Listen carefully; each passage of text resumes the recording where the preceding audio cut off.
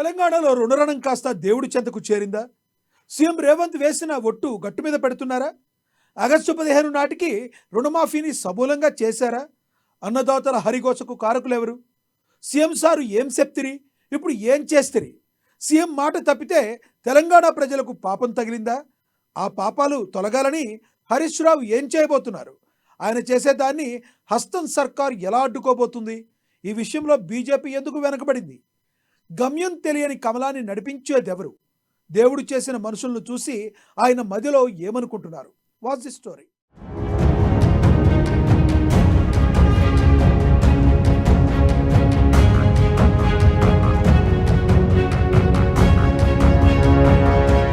తెలంగాణ రాజకీయంలో సరికొత్త వాతావరణం. దేవుడికి రాజకీయ రంగు రుద్దుతున్న పొలిటీషియన్లు, దేవుడికే ఛాలెంజ్ విసురుతున్న మనుషులు. ఆగస్టు 15 లోపు రుణమాఫీ చేస్తానని రేవంత్ ప్రకటన. రుణమాఫీ కాకపోవడంతో అన్నదాతల అవస్థలు. టెక్నికల్ ప్రాబ్లమ్స్ అంటూ దాటవేస్తున్న వైనం. క్షమాపణ పేరుతో బీఆర్ఎస్ ఆలయాల టూర్. వివాదంగా మారిన హరీష్ రావు యాదాద్రి దర్శనం. గమ్యం తెలియక ఆగమవుతున్న బీజేపీ.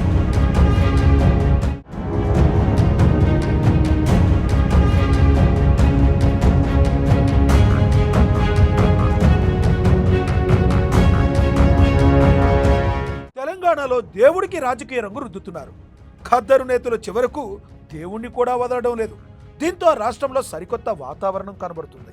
గతంలో అంశాల వారీగా, సమస్యల వారీగా రాజకీయం ఉండేది. ఉమ్మడి రాష్ట్రంలో అయినా, ప్రత్యేక రాష్ట్రంలో అయినా కనీసం కుల రాజకీయాలు కూడా తెలంగాణలో ఉండకపోయేవి.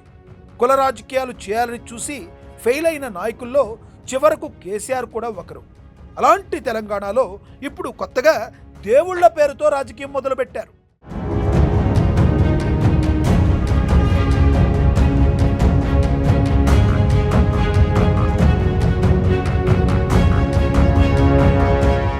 దేవుడు చేసిన మనుషులు ఆయనకే ఛాలెంజ్ చేస్తున్నారు. తాను ఫలానా దేవుడి సాక్షిగా ఆగస్టు 15 లోపు రైతు రుణమాఫీ చేస్తానంటూ సీఎం రేవంత్ రెడ్డి ఎంపీ ఎన్నికల్లో ఓట్లు అడిగారు. ఏ జిల్లాకు పోతే ఆ జిల్లాలో ముఖ్యమైన దేవుడి పేరు చెప్పారు. ఇప్పుడేమో సరిగ్గా రుణమాఫీ కాలేదు.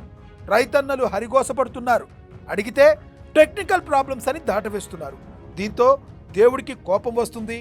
రేవంత్ రెడ్డి పాపం చేసిండు, కానీ ఆ పాపం తెలంగాణ ప్రజలకు వద్దంటూ హరీష్ రావు బయలుదేరారు.